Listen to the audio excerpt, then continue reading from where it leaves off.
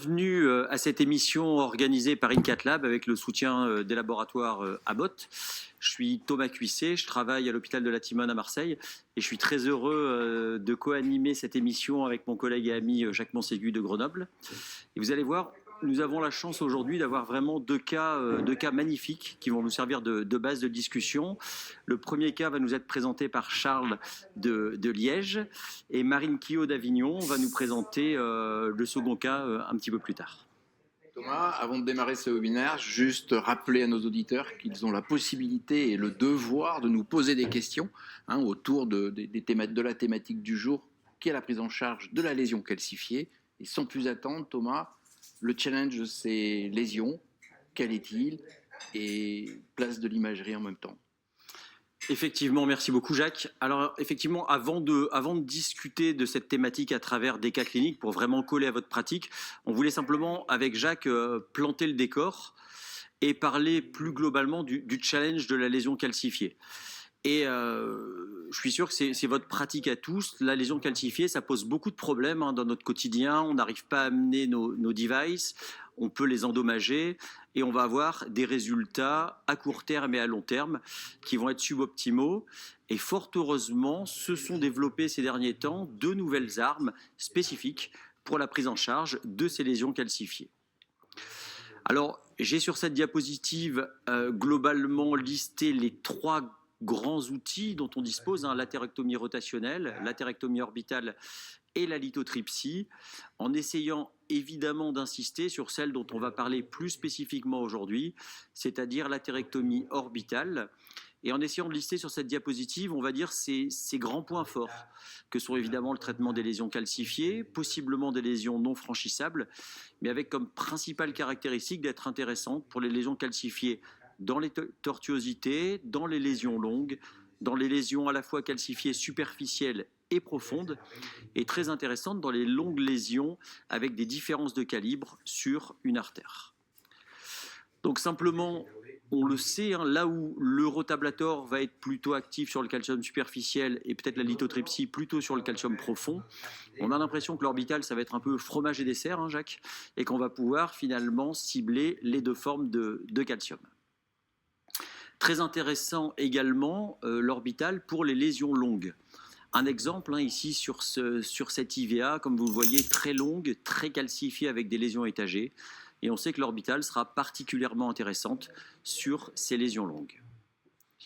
L'autre aspect, et on sait quand on parle de lésions longues, très souvent ça va être le cas notamment sur l'IVA, on va pouvoir partir d'une IVA proximale qui va faire 3,5 et une IVA distale qui peut faire 2,5. Et là, l'orbital va être particulièrement intéressant parce qu'avec finalement la même couronne, on va pouvoir, en jouant sur la vitesse, traiter des lésions calcifiées sur des vaisseaux de calibre très différents, alors qu'on sait qu'avec la lithotripsie ou le rotablator, on devra changer de dispositif et donc doubler le coût de la procédure. Donc juste ici un exemple, vous voyez très bien l'IVA proximale qui fait sans doute 3,5, là où l'IVA distale fera plutôt 2,5. Donc là, ça va être particulièrement intéressant parce qu'avec la même couronne, on va pouvoir jouer sur la vitesse pour traiter cette IVA sur des calibres très différents.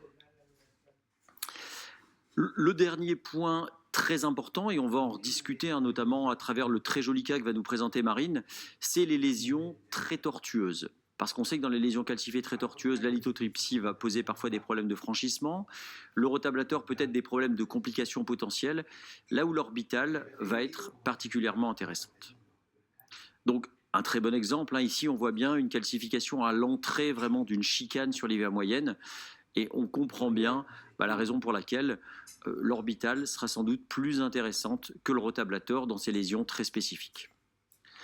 Donc, au-delà de l'utilisation des devices dédiés, sans doute des grands messages que vous utilisez très probablement dans votre pratique de tous les jours pour les lésions calcifiées.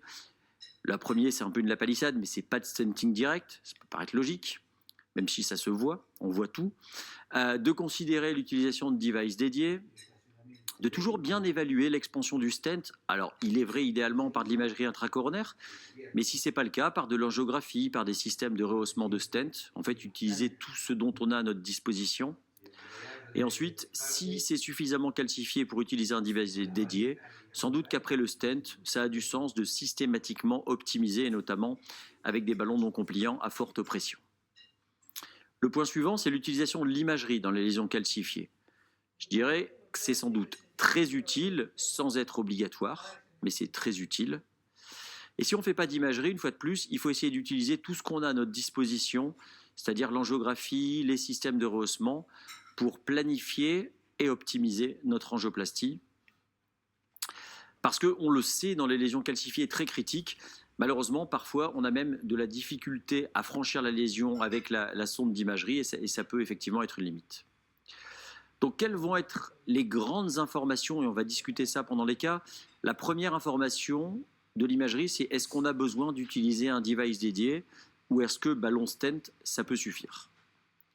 Là, on a des scores très bien faits avec les différentes modalités d'imagerie pour globalement nous dire que la charge de calcium est suffisamment importante pour justifier un device dédié.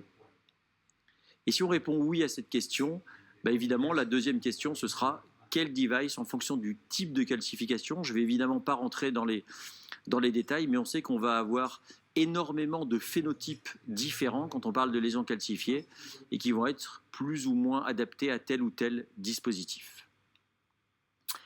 Et pour revenir finalement sur l'utilisation des dispositifs dédiés, c'est simplement partager avec vous un algorithme de finalement quand est-ce qu'on va utiliser autre chose que ballon stent pour des lésions calcifiées et quand est-ce que l'angioplastie conventionnelle ne va pas être suffisante.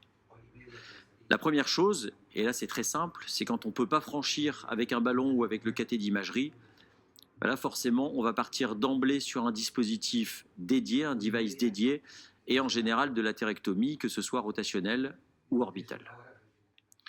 Le deuxième cas de figure, je dirais le plus favorable, c'est quand on va prendre la décision a priori, c'est-à-dire qu'on va évaluer soit l'angiographie, soit l'imagerie, et sur la base des informations dont on dispose, on définit le plan de vol et on part pour l'utilisation d'un device dédié. Mais parfois, peut-être par excès d'optimisme ou parce qu'on va trop vite, on pense que ça va être suffisant simplement avec un ballon et on se rend compte qu'on n'a pas une expansion optimale du ballon. Et ça va être le troisième cas de figure où on va utiliser un device dédié, mais de façon un peu non programmée. Donc juste pour terminer, et avant de lancer la discussion, c'est simplement partager avec vous un cas d'une coronaire droite, ici franchissable, longue, tortueuse, avec une lumière résiduelle relativement conservée, on est à peu près autour de 1,5, et ça nous semblait être pour nous une excellente indication d'atérectomie orbitale. Thomas, je t'interromps là. Ces dispositifs, ils sont assez coûteux. Dans ta pratique, est-ce que tu fais comme on nous a enseigné finalement classiquement, de tester comment l'artère réagit à une prédilatation simple avec un ballon non compliant, ou est-ce que tu préfères prendre d'emblée ces dispositifs une fois que tu es convaincu qu'il faudra les utiliser par la suite? Non, c'est une très bonne question, Charles. Effectivement, je dirais que de plus en plus, on essaye d'avoir les informations et d'avoir un plan de vol qui inclut l'utilisation du device dédié. Parce que l'utilisation, comme je l'ai dit, un peu en bail-out ou en catastrophe, on sait qu'on est dans des mauvaises circonstances. Parce qu'avec l'échec du ballon, on peut avoir disséqué, et on sait qu'on va augmenter le risque de complications. On est aussi en termes organisationnels dans des mauvaises circonstances, parce qu'on va demander à l'équipe paramédicale de préparer l'orbital un peu en catastrophe, alors que ce n'était pas prévu. Donc je pense que ce n'est pas bien pour le patient, ce n'est pas bien pour l'organisation du cath lab.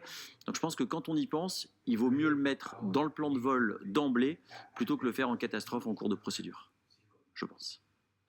Peut-être, Jacques, pour continuer à planter le décor, là on a parlé des lésions calcifiées, tu peux nous en dire un petit peu plus sur cette technique d'atérectomie orbitale qu'on va voir ensuite dans les deux très beaux cas de Charles et Marine. Avec plaisir. Alors, tu nous l'as dit, tu nous l'as rappelé, en gros, il y a trois majeurs. Trois majeurs, c'est le rota, plus de 30 ans d'âge, la lithotripsie qui est arrivée récemment, et puis l'atérectomie orbitale, arrivée en Europe de façon beaucoup plus récente, avec des mécanismes d'action qui sont vraiment totalement différents. Et c'est vrai que devant une lésion qui est très calcifiée, on va avoir trois solutions. Soit on va abraser la plaque, ça sera la part de l'atérectomie rotationnelle. Soit on va casser la plaque pour rendre l'artère compliante et permettre de délivrer le stent dans de bonnes conditions, c'est la lithotripsie. Et puis, il y a l'atérectomie orbitale qui va mixer ces deux actions, à la fois une action de ponçage, d'abrasion, et aussi de rupture de la plaque calcifiée. Alors la tachycardie orbitale, elle a vraiment une particularité, c'est que tu as un système qui agit avec un double mécanisme d'action. Je l'ai rappelé, c'est un système d'atérectomie, avec, grâce à une couronne, qui est une couronne sertie de diamant, une couronne qui est excentrée et qui va être animée par la force centrifuge. Je ne vous rappelle pas la formule physique, mais vous voyez bien que cette force va être majeure dès lors qu'on va avoir une vitesse qui croît et sera aussi plus importante sur des petits vaisseaux et ça aura une part importante dans la sélection de nos patients. Cette action, elle est à la fois bidirectionnelle et elliptique. Bidirectionnelle, c'est qu'on va pouvoir amener sa couronne en antégrade, donc pour poncer de façon antégrade, mais aussi de façon rétrograde avec un safety sans risquer de bloquer sa couronne. Et tout ça aboutit effectivement à la réduction du calcium, comme vous pouvez le voir sur cette animation dans un tube de verre, où on voit que c'est vraiment une couronne qui est excentrique et qui vient poncer à 360 degrés. Et c'est ça qui est important dans la prise en charge de ces patients. 2 vitesses d'utilisation, et ça va permettre de traiter des artères de 2,5 à 4 mm, parfois même un petit peu plus de 4 mm. Alors le deuxième mécanisme d'action, il est tout aussi important, car cette action excentrique va développer des forces pulsatiles qui vont s'appliquer sur la paroi avec une action en profondeur, et effectivement ça va casser la plaque calcifiée, un effet un petit peu lithotripsy-like, comme vous pouvez le voir avec des fractures que l'on individualise en OCT, mais plus intéressant sur cette artère cadavérique qui est massivement calcifiée. Vous voyez qu'elle ne se contracte pas avant la procédure, et juste après la procédure, vous voyez qu'on a restitué une compliance à l'artère, et vous pouvez imaginer qu'avancer un stent dans cette artère sera beaucoup plus facile. L'une de ces originalités, c'est cette action à 360 degrés. Alors, lorsqu'on est sur un vaisseau qui est à peu près rectiligne par rapport à la thérectomie rotationnelle, la différence est moindre. Mais par contre, sur des vaisseaux qui sont tortueux, et tu l'as rappelé tout à l'heure, l'action va être en antégrade plus bénéfique effectivement sur la partie qui est convexe, et par contre sur la partie qui est concave, l'effet rétrograde sera majeur, et donc on va avoir un ponçage qui va se faire sur vraiment 360 degrés. Et je le rappelle, cette technique, c'est le Diamond Back 360 degrés. Et c'est pas pour rien que dans le nom, on a figuré ce ponçage circonférentiel. Alors moi, ce qui dicte mon choix, et je te rejoins par rapport à ton algorithme, sont les lésions longues avec un gros engagement calcique. Les artères qui ont une discongruence, et effectivement, sur une lésion qui est longue, que ce soit une IVEX, une coronaire droite, le segment proximal obligatoirement est plus gros que le diamètre distal. Un petit mot sur les bifurcations. On sait que, comme tous les systèmes d'atérectomie, on préserve la branche fille par rapport au risque de plaque shifting que l'on a avec des ballons, quels qu'ils soient. Cet outil est particulièrement utile dans les lésions tortueuses parce qu'effectivement, le ponçage est doux et il y a beaucoup moins de chances, je dis bien beaucoup moins de chances parce qu'il y a quand même des complications d'avoir une effraction et d'avoir une perforation. Et effectivement, sur ces calcifications qui sont circonférentielles, le phénomène de tourner à 360 degrés ne peut être que bénéfique. Alors, je fais une dernière aparté dans ce qui dicte mon choix. Ce sont les lésions nodulaires, et on va en parler tout à l'heure avec Charles, où je pense que cet outil est certainement l'outil le plus adapté pour les traiter, parce que ce sont des lésions pour lesquelles on est dans une impasse thérapeutique. Alors les composants, c'est relativement simple, un moteur, un lubrifiant obligatoire, un guide spécifique, et puis le device que vous voyez qui ressemble beaucoup un petit peu à ce que vous connaissez avec la thérectomie rotationnelle. Le guide, qui est un guide spécifique, c'est un guide avec une ame en nitinol qui lui confère une manœuvrabilité exceptionnelle, je dis bien vraiment exceptionnelle, avec une extrémité qui est en 0,14 et un corps qui est en 0,12 et une extrémité qui est à 1 gramme. Mais il a cette facilité d'utilisation. Vous voyez dans cette IVA très tortueuse avec des branches à la fois diagonales et septales, vous voyez que l'opérateur, sans torqueur, avance son guide de façon très progressive. Alors, bien entendu, on rentre aussi dans les toutes petites branches, mais tout ça permet d'amener son guide dans une artère vous l'avouerez, quand même excessivement tortueuse, en toute simplicité. Et dans mon expérience, je n'utilise même plus du guide classique sur lequel je vais mettre un microcathéter. Je pars directement avec mon guide spécifique.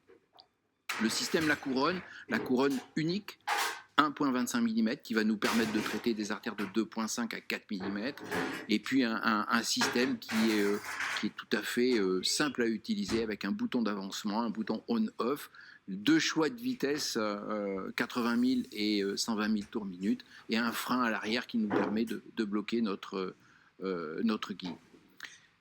Il faut néanmoins respecter des bonnes règles d'utilisation.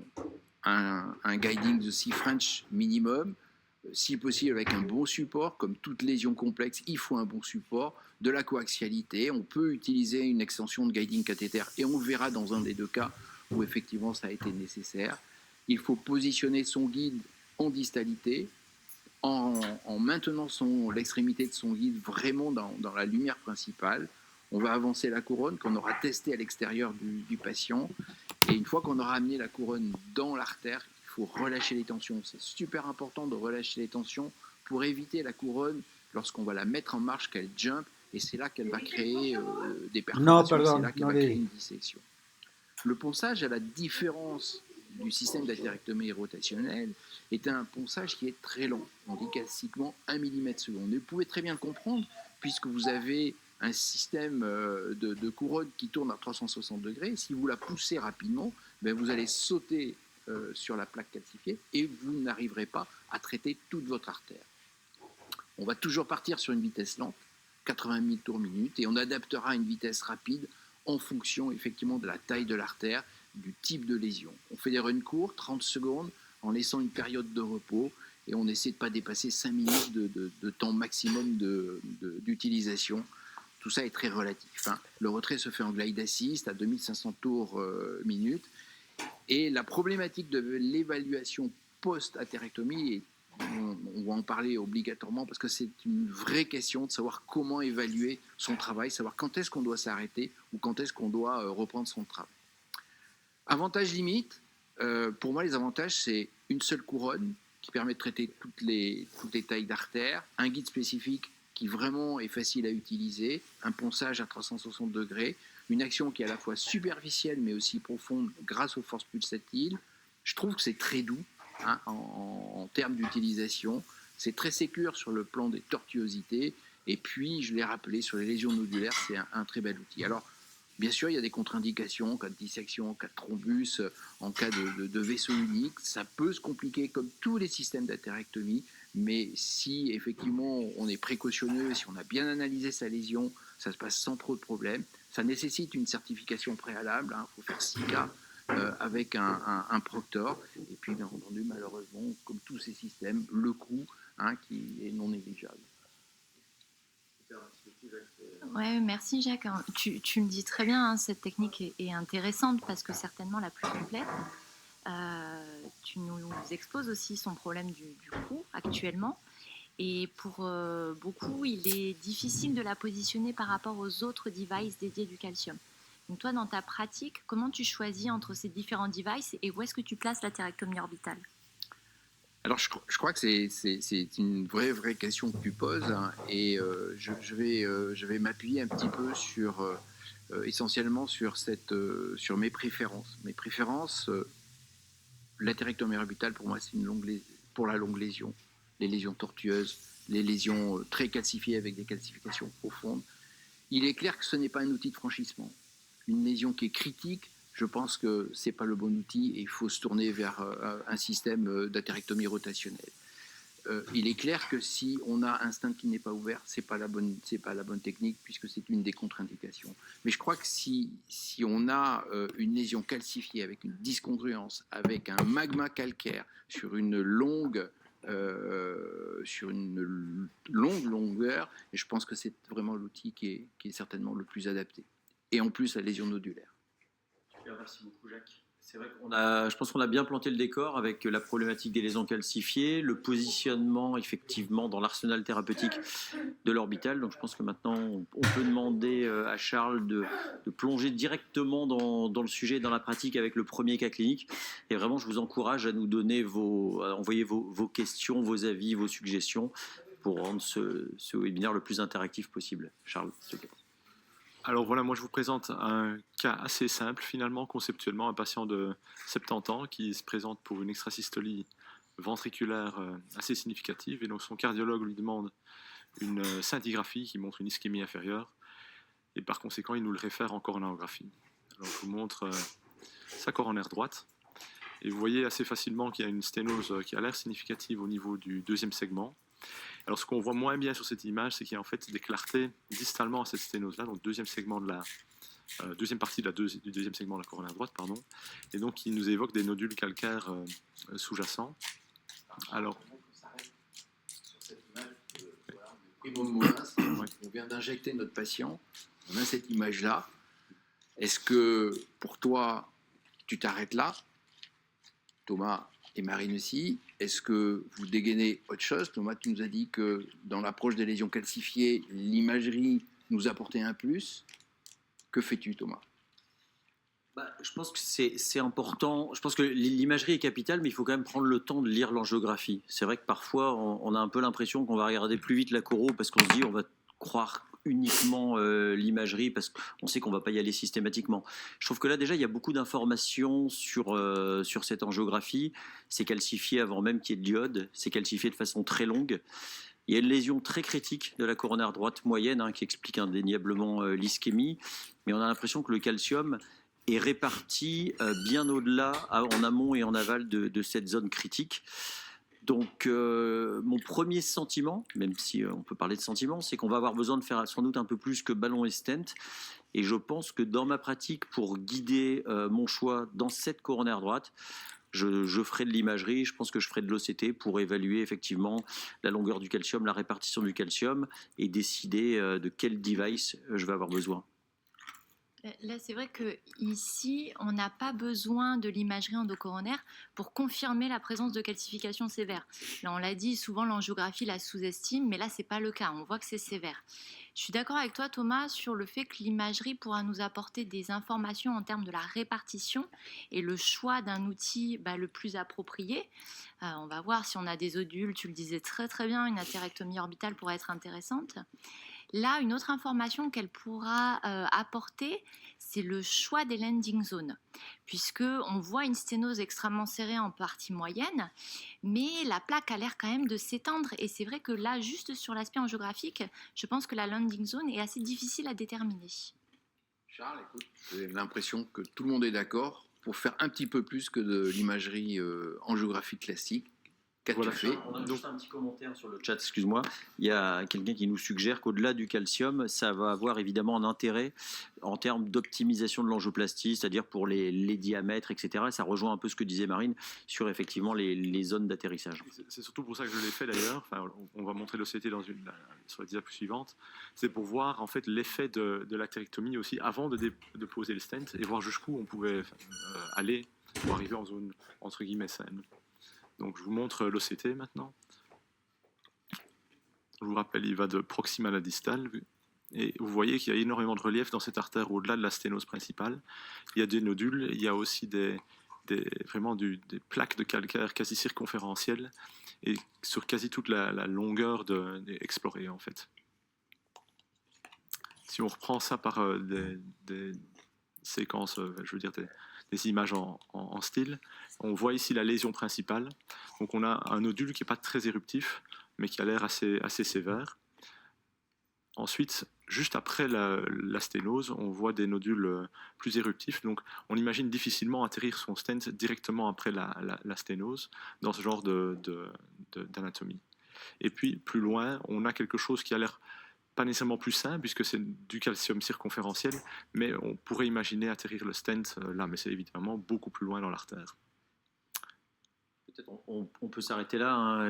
Effectivement, Charles, je trouve que ton cas, les images sont absolument magnifiques. Et comme on le disait, l'OCT révèle bien plus de calcium que ce qu'on avait l'impression de voir en angiographie. Et je trouve que toute la beauté de ce cas réside aussi dans la co-registration, qui te permet de voir exactement à quel endroit sur ton angiographie correspond telle et telle image de calcium. Et ça va permettre de définir la technique pour la lésion calcifiée, les landing zones et tout ce dont on a parlé avant. C'est vrai que c'est un très très beau cas. Alors Jacques, maintenant qu'on a allumé la lumière, c'est-à-dire qu'on a un peu plus que l'angiographie, on a commencé à discuter sur la base de l'angiographie du traitement de cette lésion calcifiée.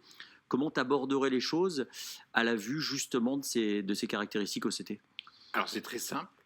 Je crois que dans un premier temps, on ne peut pas s'affranchir d'un outil spécifique. Je crois que là, l'imagerie endocoronaire est en appui. On est sur une grosse artère, on est sur une lésion qui est critique au segment 2. On est sur, encore une fois, ce que l'imagerie conventionnelle ne nous apportait pas, à savoir, juste derrière cette lésion, il y a un énorme nodule que tu caractérises d'éruptif. Je crois qu'il y a un gros nodule qui protrude, en tout cas dans la lumière du vaisseau. On est sur une lésion qui est très longue, sur une artère qui fait plus de 3,5, y compris en distalité. Je crois que si je suis l'algorithme que je vous ai présenté tout à l'heure, je vais aller vers une atérectomie orbitale sans vraiment aucune arrière-pensée. Donc finalement, l'OCT confirme bien avec 50% de circonférence, calcium très long, assez épais. Marine, quelle serait toi ton approche effectivement à la lumière de ces images OCT qui viennent corroborer ce qu'on avait quand même en angiographie? Moi, je suis à peu près du même point de vue que Jacques, à savoir, on a très bien montré en fait les caractéristiques techniques de l'atérectomie orbitale. Et là, on est sur une lésion qui combine à la fois de la longueur, du large vaisseau, du calcium profond, du calcium superficiel, des nodules. Et donc, c'est vrai que je trouve que moi, ce type de lésion est la candidate idéale pour une atérectomie orbitale. On a coché un peu toutes les cases Exactement. Dont on a parlé avec Jacques. Il manque la tortuosité, mais sinon, c'était...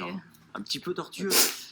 Alors, peut-être la deuxième étape, on a dit, bon, on est OK, c'est une très bonne lésion pour de l'orbital. Maintenant, la question que j'ai envie de vous poser, avant de voir ce que Charles a fait, c'est comment on fait l'orbital dans cette coronaire droite de ce diamètre avec cette répartition du calcium. Et allez, je commence par Marine cette fois. Franchissement au Viper, puisque Jacques nous l'a dit, la manœuvrabilité est exceptionnelle de ce guide. Approche en glide assist jusqu'en partie moyenne de la coronaire droite. Franchissement, ponçage antérograde, basse vitesse, au son, contrôle angiographique tous les 3 runs. Probablement qu'il faudra pas mal de runs et on le fait au son, enfin moi je le fais au son. Et après, je pense beaucoup de runs, il faudra passer à de la haute vitesse puisqu'on est sur une artère de plus de 3,5 mm. Et donc la haute vitesse sera intéressante pour finir le travail. D'accord. Jacques? Je ne rajouterai pas grand-chose, si ce n'est l'excellent support que Charles a déjà mis en place, puisqu'il est avec une AL. Effectivement, je crois que sur une lésion comme ça, il faut se donner toutes les chances de succès et avoir un bon support. Mais oui, je pense que je ferai exactement la même chose. Charles, je pense qu'on a un bon consensus. Allons maintenant voir comment tu as décidé de prendre en charge ce patient à Liège. J'ai juste un dernier commentaire avant de passer on a fait de l'atérectomie orbitale, évidemment, mais on aurait pu imaginer de faire de l'atérectomie rotationnelle pour le nodule principal. Je crois que c'est ce qu'on aurait fait il y a quelques années. Maintenant, ma crainte aurait été je pense que la lésion principale aurait été bien traitée. Par contre, les nodules moins sévères, moins obstructifs, distalement, eux, n'auraient probablement pas été traités correctement. Et donc, on aurait finalement un problème d'expansion, non pas dans la lésion, mais juste après la lésion, en fait. Effectivement, Charles, c'est que parfois la zone la plus serrée n'est pas forcément la zone la plus à risque en termes de calcification. C'est pour ça que l'imagerie apporte beaucoup. Avec le risque de bloquer la fraise, parce qu'effectivement, parce que là, on serait parti sur une grosse fraise. En tout cas, il aurait fallu terminer avec moins 75, fraise, au moins 1,75. Il y avait quand même un risque d'avoir l'effet clapé. Est-ce que très objectivement, on ne voit pas bien en angiographie Sur l'angiographie, on ne le voit pas, ce nodule qui protrude dans la lumière. Ouais. Donc je vous montre notre stratégie. Donc comme on a dit, on avance un field workhorse pour faire l'OCT, ça on l'a déjà fait. Puis j'ai décidé de traiter non seulement la sténose, mais l'aval de la sténose pour arriver dans une zone moins malade, c'est-à-dire moins nodulaire pour l'extrémité distale du stent. J'ai avancé directement le ViperWire comme on a suggéré tout à l'heure. Je n'ai pas mis de sonde de stimulation. J'ai d'abord fait du rétrograde et puis de l'antérograde avec à petite vitesse. Et puis je suis très rapidement passé à la haute vitesse. Et là, j'ai vraiment pris mon temps pour essayer de sabler un maximum de poncer un maximum tous ces nodules. Et puis j'ai refait un OCT. Et puis évidemment, prédilatation, implantation du stent, OCT, optimisation. Alors je vous montre l'image angiographique après atérectomie. Et qu'est-ce qu'on peut apprécier? On voit qu'on a un flux qui reste plus que correct. Et vous voyez qu'en fait, la lésion sténotique a déjà un aspect un peu différent. Je vous montre maintenant. Là, on peut peut-être discuter. Peut-être faire un stop, et ne serait-ce que savoir, est-ce que une fois que parce que tu as angiographiquement un beau résultat. Oui, on a quelque chose. On a fait quelque chose. On a été productif, au moins sur la lésion du segment 2, ça c'est évident. Est-ce qu'à ce moment-là, on décide de refaire un run d'OCT? On a la fibre est là. Thomas, toi, tu ferais quoi? Alors indéniablement, c'est beaucoup mieux en angiographie. Donc c'est vrai qu'on a là le risque, c'est de se dire bon finalement ça va aller. Je pense qu'il faut bien qu'on garde à l'esprit sur la sténose. Je pense qu'on a fait le travail. Je pense que si j'utiliserais un run d'OCT post-atérectomie, notamment pour aller vérifier le nodule en aval de la zone critique. Parce qu'on sait très bien, comme on le disait, que c'est la zone où on risque d'avoir potentiellement une mauvaise expansion du stent et puis après se retrouver à devoir être très agressif dans les stratégies d'optimisation. Donc, et puis, comme tu le disais, Jacques, on a le matériel sur la table. Je pense que ça fait sens de voir si on peut passer à l'étape d'angioplastie conventionnelle ici. Marine, tu aurais la même attitude? Non, moi j'avoue que j'aurais vérifié l'efficacité de notre atérectomie par l'inflation à un ballon à basse atmosphère pour vérifier qu'on a pu traiter. J'aurais été certainement peut-être un peu déçue par l'imagerie, mais on voit qu'on a eu une efficacité, un impact. Donc non, moi j'aurais inflaté un ballon, j'aurais défini de toute façon la stratégie d'angioplastie sur le run pré-atérectomie et je l'aurais mise en pratique là pour faire le run post-PCI. Je vais rebondir sur ta stratégie d'évaluer la lésion avec un ballon. Donc là, rappelle-nous, un ballon avec un ratio 1 pour 1. 1 pour 1. Un ballon non compliant. Non compliant, gonflé à 6 atmosphères. Là, ce qui est intéressant, c'est le monter directement sur le Viper. C'est certes un peu plus encombrant, mais au moins, on vérifie l'efficacité de notre ponçage. Et l'idée, c'est de surtout ne pas créer de dissection.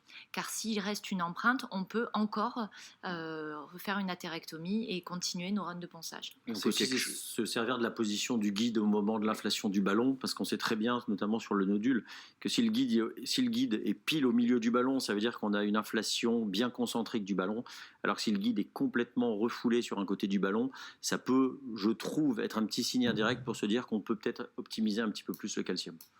Et mettre 90 degrés en deux incidences, pour aller dans ton sens. Voilà, donc moi j'ai préféré faire un OCT à nouveau, donc on va regarder ce que ça donne. Donc le voici. Là vous voyez la lésion principale et puis la suite. Et finalement, quand je l'ai fait, le jour où je l'ai fait, peut-être pas tout le temps que j'ai eu après pour revoir les images, mais j'étais assez déçu en fait. Donc je trouve que c'est bien de le faire l'OCT, mais encore faut-il pouvoir l'interpréter. Et je trouvais que finalement, je vous montre ici ce nodule un peu éruptif. Pour tout le temps que j'ai passé à haute vitesse dessus, je n'avais pas l'impression d'avoir fait un grand effet. J'avais l'impression que c'était toujours là. Mais en y regardant bien, on voit par exemple ici plus distalement, à 5-6 heures sur l'image OCT à droite, vous voyez qu'il y a un manchon, une gaine qui a été faite par l'atérectomie. Donc sur la distalité, j'étais un peu mitigé sur le résultat. Par contre, au niveau de la lésion principale, là c'est assez impressionnant. On a vraiment fait une gaine et un manchon d'atérectomie assez profond, probablement qu'on a même fragilisé en profondeur quand on regarde le calcium. Et donc là j'étais assez content du résultat. Alors ensuite, on a mis un stent de 3,5-38 qu'on a post-dilaté jusqu'à 4 mm. Et je pense que le résultat angiographique est globalement plutôt satisfaisant par rapport à la classification qu'on avait vue initialement. Maintenant, regardons un peu à l'OCT ce que ça donne, parce que je trouve que souvent, on est parfois très heureux en imagerie, en coronarographie, et puis lorsqu'on fait l'imagerie intracoronaire, on est souvent assez déçu. Alors je vous montre l'OCT en question. Et déjà, on voit sur le profil que ça a l'air assez satisfaisant comme ouverture. Maintenant, quand on regarde ici, finalement, on se dit qu'on a une expansion qui est pas si mal, qui est même très satisfaisante, avec une apposition qui est correcte par ailleurs. Si on regarde maintenant quelques séquences individuelles, on voit donc, comme je disais, cette belle ouverture, finalement une artère bien ronde, circonférentielle, avec quand même des fractures qui sont apparues, donc après postdilatation et le stent. Donc on ne voit pas les fractures après l'atérectomie, mais on les voit une fois qu'on a fait... on a mis de la haute pression dans le vaisseau. Donc sur l'image de gauche, vous avez une fracture à 9 heures, et sur l'image de droite, vous avez une fracture à 10 heures qui sont assez évidentes. Ici, ça c'est quelque chose que je ne m'attendais pas à retrouver. Donc, on a vu que les nodules n'avaient pas été complètement ablatés. Mais ce qu'on constate ici, c'est que en fait, le nodule est repoussé. Alors, probablement, ça c'est un effet de l'atérectomie avec des fractures profondes qui fait que le nodule se retrouve repoussé. Il prend avec lui le reste de l'architecture du vaisseau et donc on a finalement une malapposition résultante. Mais le stent en soi est bien ouvert, bien circonférentiel. Alors, vous allez me dire, est-ce qu'on a gagné quelque chose en introduisant la malapposition et en perdant la sous-expansion? Ça, je crois qu'on ne le sait pas à l'heure actuelle. Et puis par contre, au niveau de la lésion cible, là, je trouve que le résultat est vraiment intéressant, puisque on voit que la lésion principale a vraiment été non seulement ablatée, mais en plus le stent s'est mis dedans et s'est ouvert comme un livre. Et donc on a vraiment une belle image à ce niveau-là.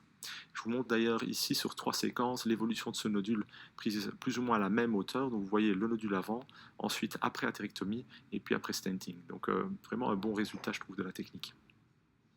Merci beaucoup Charles, c'est vrai que c'est un cas absolument magnifique d'optimisation et de guidage par l'imagerie, et c'est vrai que de superposer comme ça les images avant, après orbital et après stenting, peut-être juste bien rappeler les critères que tu utilises pour l'optimisation en OCT après, c'est apposition, expansion, dissection. Les complications évidemment, donc ça c'est surtout sur les edges du stent, et puis dans le stent lui-même, je regarde essentiellement expansion à position. Ici en fait dans ce cas-ci, vous l'aurez peut-être vu, il y avait même une zone un peu anévrismale dans le vaisseau, donc ça j'ai été la chercher avec un ballon un peu plus gros, chose que j'ai pu faire grâce à l'OCT. Je crois que ça aurait été plus difficile de sizer tout ça sans imagerie, mais c'est essentiellement ces points-là que je regarde. D'accord. Il y a 2 questions très intéressantes, mais je pense qu'il faut faire circuler parmi vous. La première, on a un patient stable, et la question qui nous est posée, c'est est-ce que tu optimises un peu la stratégie antiplaquettaire après ce genre d'angioplastie un peu plus complexe sauf si tu fais que des angioplasties comme ça, mais je pense pas. Alors, à titre personnel, moi, j'essaie de rester assez classique pour ce genre de choses. Je pense qu'ici, on a un bon résultat, on a l'imagerie pour nous conforter. Donc, moi, je fais 6 mois de clopidogrel en plus de l'aspirine. Standard. Il y a quand même un risque hémorragique derrière aussi. Je crois qu'on a des bons stents maintenant, la déstérilisation doit se faire à partir des images comme ça. Donc, moi, je ne change pas ma stratégie.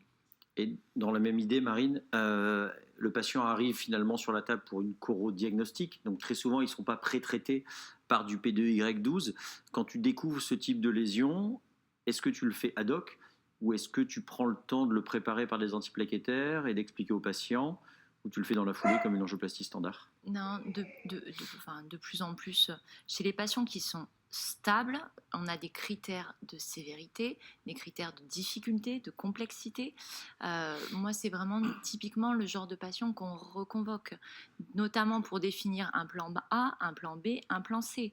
Et puis, quand vous avez vos programmes, que vous avez de nombreux patients planifiés sur une demi-journée, ce type de patient, s'il prend déjà beaucoup plus de temps qu'il n'était prévu, on n'y va pas avec les mêmes envies, les mêmes engagements et les mêmes résultats. C'est-à-dire que c'est des patients pour lesquels il faut savoir dédier du temps de qualité pour bien faire les choses. Hein.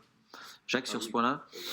Alors là, complètement d'accord. Je crois qu'il ne faut surtout pas se lancer dans une angioplastie aussi complexe que celle-là si le patient n'est pas préparé. Je pense que pré-traité, préparé, et avoir son plan de vol, comme tu dis, le patient préparé et l'opérateur et l'équipe. Bien sûr, complètement. Je crois que c'est un choix de procédure qui me semble vraiment plus que pertinent. Et dans le même ordre d'idée, finalement, c'est l'autre question. Si on pense à l'avant, c'est-à-dire est-ce qu'il faut le faire ad hoc? On va dire plutôt non. Il faut sans doute le préparer. Qu'est-ce qu'on fait de l'après? C'est-à-dire que la question, c'est est-ce qu'on peut le laisser sortir comme une angioplastie ambulatoire classique, ou est-ce que vous seriez un peu plus frileux dans ce cas-là? Alors personnellement, je pense que ça dépend comment ça s'est passé. Comme ça. Voilà. Ce patient, on en est là, la droite, tu es extrêmement content, tout le monde se Mais congratule dans la salle. Allez, Angiographiquement, je suis très, très content, mais bon, quand on fait de l'orbital, que ce soit avec quand on fait de l'atérectomie, pardon, que ce soit avec l'orbital ou le rotationnel, on a quand même souvent, parfois, un flux ralenti, un petit décalage transitoire, des douleurs. En fonction de comment la procédure s'est déroulée, je vais ajuster. Je crois que le patient qui a eu des douleurs après la procédure. Mais une procédure qui se passe bien comme celle-là, on va dire vraiment le patient dont on parle aujourd'hui. Je crois que si on a un beau résultat angiographique, que le patient va bien et qu'il n'y a pas de modification électrique, etc., moi je pense que c'est un patient qui peut encore sortir le jour même. Marine ? En tout cas, c'est dans les habitudes que j'ai prises historiquement. Nous, on fait pareil, hein, c'est intéressant. Marine ? Nous, on les garde pour pouvoir faire la troponine post-angioplastie des registres.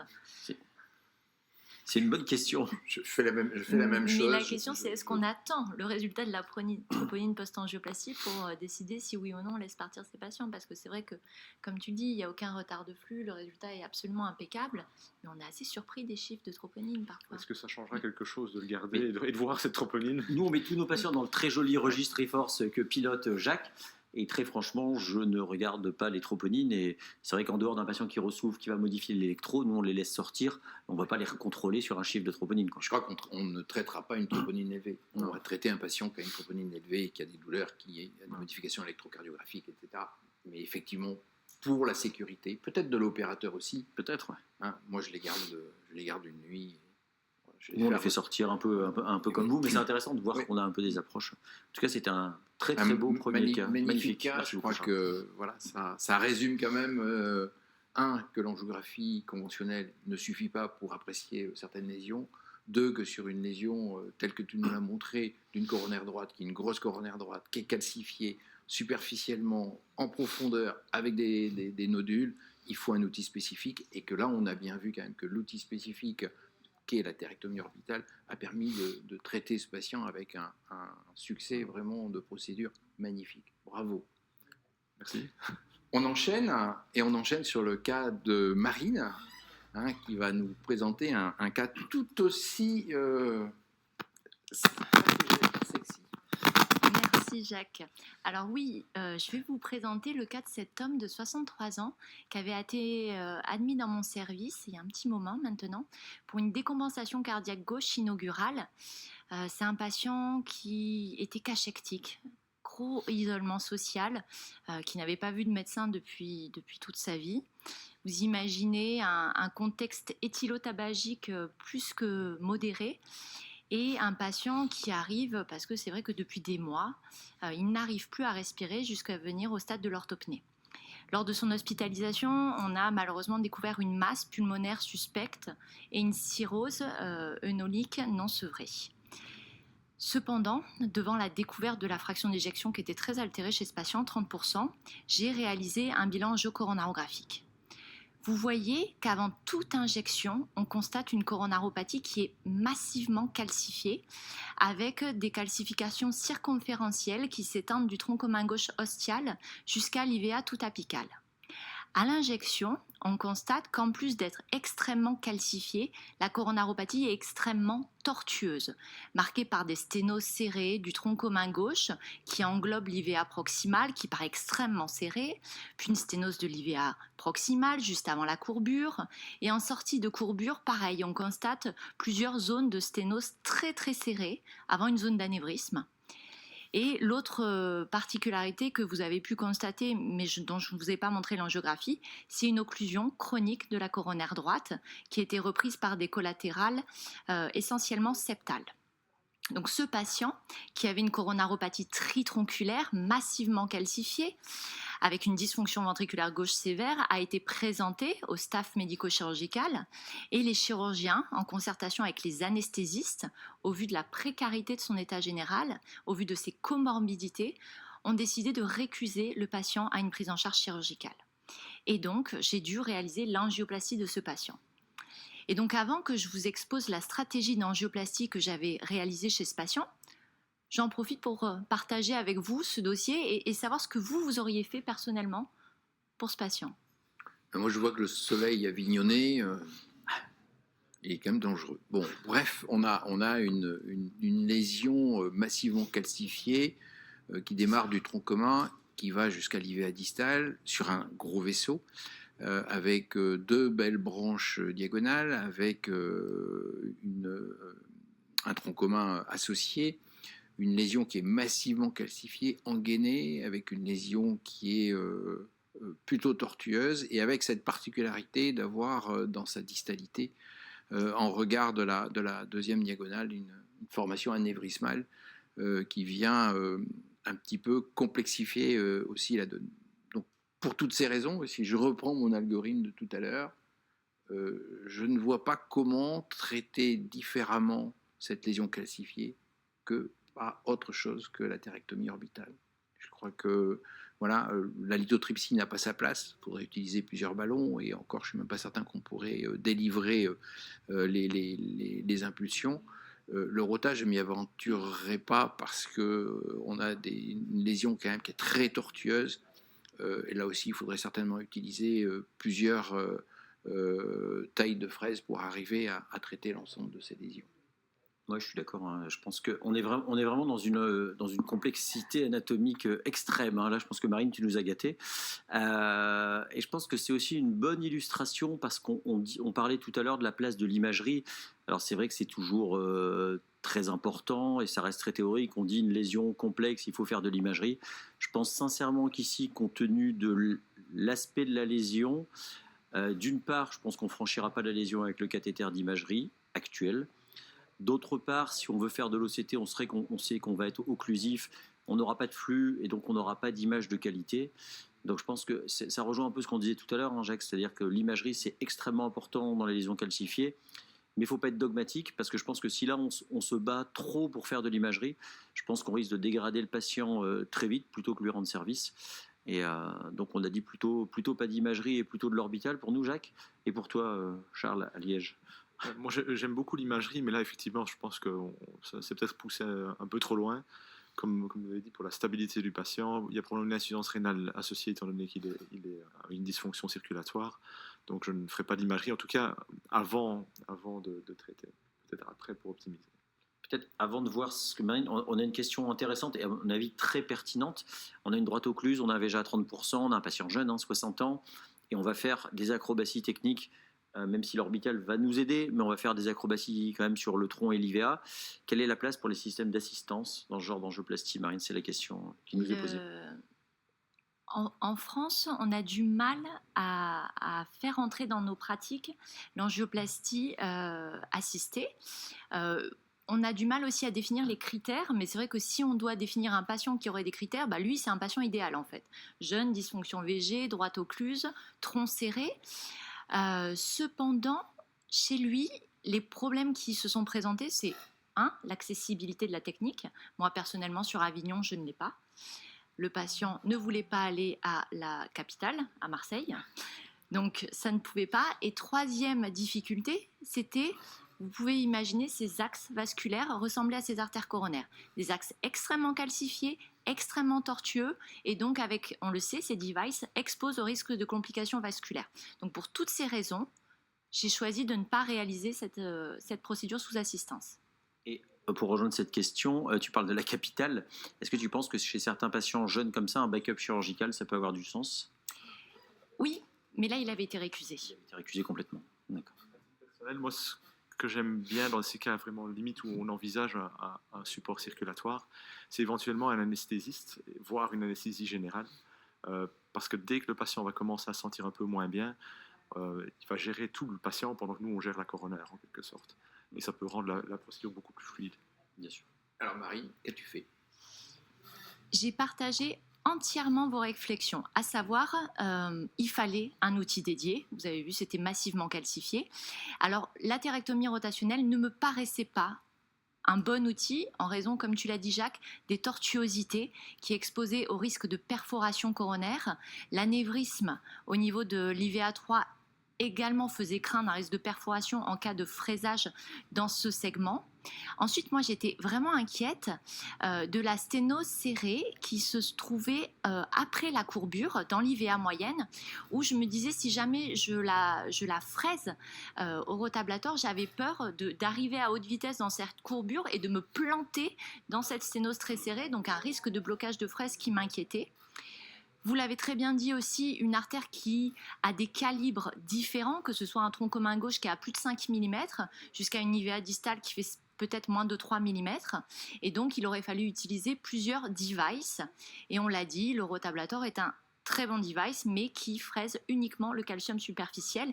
Et là, sur l'angiographie, on voyait vraiment assez bien l'épaisseur des calcifications. Ensuite, je suis vraiment d'accord avec vous sur le fait que la lithotripsie ne paraissait pas envisageable chez ce patient. La grande longueur de lésion et les différents diamètres d'artères auraient nécessité l'utilisation de nombreux ballons de lithotripsie. Et à l'époque, en plus, c'était encore les 80 pulses, donc des ballons supplémentaires. Ensuite, vu les tortuosités, la probabilité qu'on franchisse avec ce device paraissait extrêmement faible. Et une réflexion que je m'étais faite et que je craignais, c'est la mauvaise tolérance hémodynamique en cas d'inflation prolongée du ballon de lithotripsie sur ce tronc commun gauche chez ce patient dont la coronaire droite était occluse et avec une dysfonction ventriculaire gauche sévère. Donc à ce stade, le seul outil qui me paraissait faisable chez ce patient était la thérectomie orbitale. Faisable, mais pourquoi en plus idéal? Parce que tu l'as très bien dit, Jacques, la thérectomie orbitale offre la possibilité d'un ponçage antérograde et rétrograde, donc un ponçage bidirectionnel. Et là, ça me permettait de diminuer mon risque de blocage d'un device dans cette sténose très serrée en sortie de courbure. Ensuite, on l'a dit, c'est un système comme il a un mouvement elliptique, il permet d'abraser dans les calcifications que ce soit convexe et des concavités. Et là, clairement, on a un réseau qui est tellement tortueux qu'on cherche à utiliser ceci. L'avancement qui est très très lent, et comme tu l'as très bien dit, c'est un ponçage doux, nous expose certainement à un moindre risque de perforation de l'artère, malgré les tortuosités sévères. Une seule couronne pour tout ce segment d'artère, et ça c'est extrêmement séduisant dans des contextes économiques qui nous poussent à avoir des dépenses raisonnées. Et quelque chose qui n'est pas très décrit, mais que je m'étais dit intellectuellement, on sait que la couronne est montée de manière excentrée, donc on le constate quand on fait des ponçages, on voit que le flux est maintenu dans l'artère. Et je me disais que probablement la tolérance hémodynamique de ce device sur le ponçage du tronc commun gauche et de cette IVA qui reprend la coronaire droite serait peut-être meilleure. Donc vous l'avez compris, j'ai réalisé une athérectomie orbitale. Mais en termes de technique, et là je voudrais partager avec vous, on a évoqué la basse vitesse, la haute vitesse, les temps de ponçage, l'abord antérograde, rétrograde, savoir comment vous auriez abordé cette artère avec ces différentes zones à risque de perforation. C'est vraiment une artère qui est parfaite pour réfléchir à l'utilisation optimale de la technique, hein, comme l'a montré Jacques. Moi, alors, la première chose, c'est qu'il y a deux zones, je dirais, de calibre différentes. Il y a l'IVA plutôt proximale, moyenne, et l'IVA distale. Donc, je pense que dans la portion proximale, du fait de la tortuosité, je pense que j'essaierai de franchir cette chicane en glide assist et je commencerai en petite vitesse en rétrograde pour réduire le risque de complications sur la partie proximale.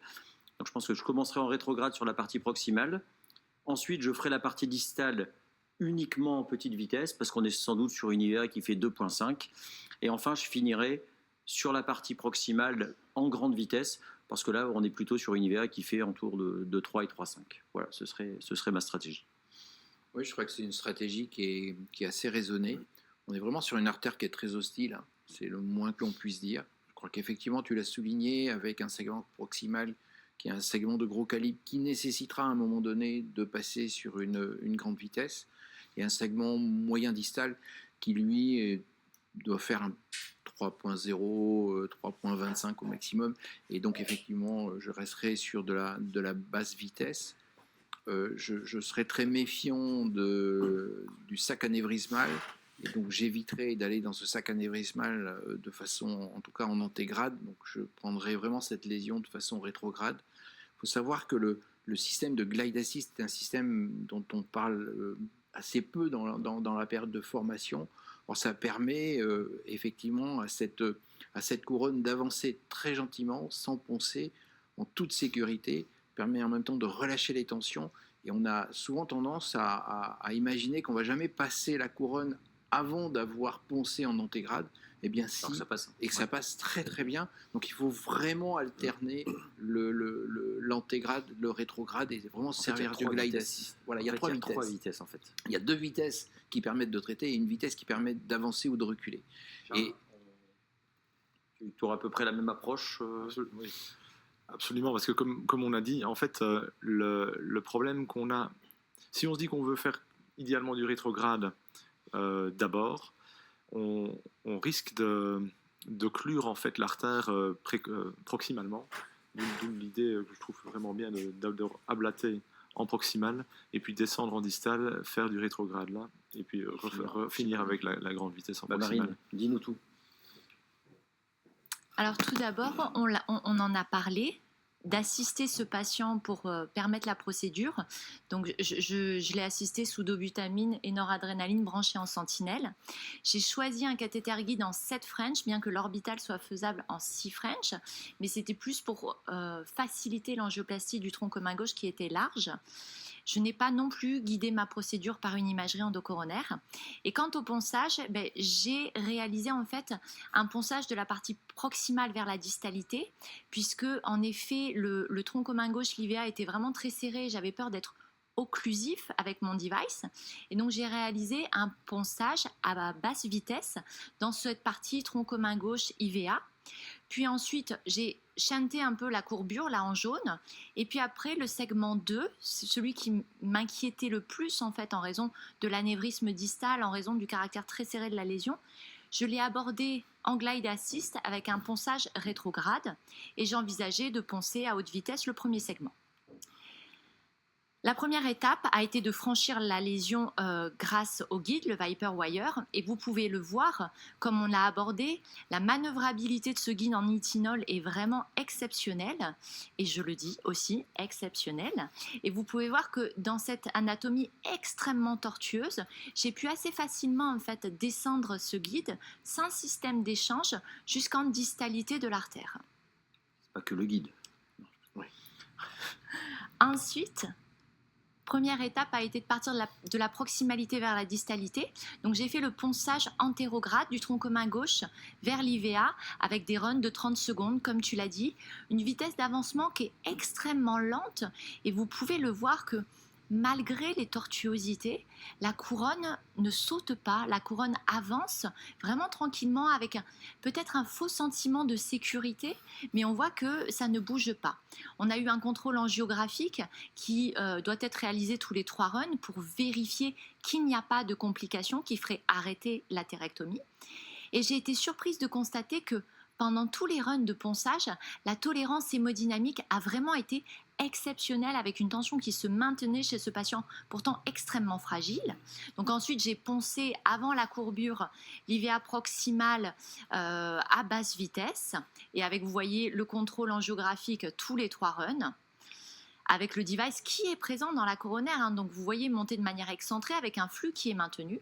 Et ensuite, comme on l'a dit, j'ai abordé le 3e segment en aval de la courbure de manière rétrograde pour pouvoir me localiser par rapport à cet anévrisme et poncer la sténose très serrée à rétro et puis après la réaborder en antéro après plusieurs runs qu'il avait déjà bien abrasé.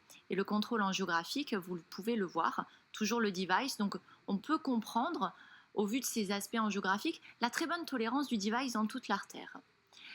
Ensuite, j'étais complètement d'accord avec vous, on avait une artère de plus de 3 mm de diamètre sur le tronc commun gauche, sur l'IVA proximal, donc j'ai choisi de compléter la procédure par des runs antérogrades, également rétrogrades, sur le tronc commun gauche IVA, guidés essentiellement par le son, donc je crois qu'il y a eu 5 ou 6 runs sur cette partie-là pour compléter le travail. Ensuite, on a déjà abordé la notion d'évaluer l'efficacité de notre atérectomie orbitale et c'est ce que j'ai fait par l'inflation à basse pression de plusieurs ballons non compliants adaptés à chaque fois au diamètre de l'artère avec un ratio 1:1.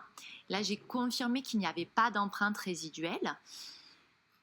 Et ensuite, vous pouvez, je vous le mentionne, les temps d'inflation du ballon sur le tronc commun gauche ont été extrêmement courts puisque, comme on le suspectait, la tolérance hémodynamique était vraiment très mauvaise sur les inflations au ballon. Ensuite, il a fallu une extension de cathéter guide pour pouvoir amener les stents, amener un premier stent en distalité, un Xience de 3 x 48 mm, et un deuxième stent Xience en amont jointif de 3,5 48 mm avec un pot au niveau du tronc commun gauche.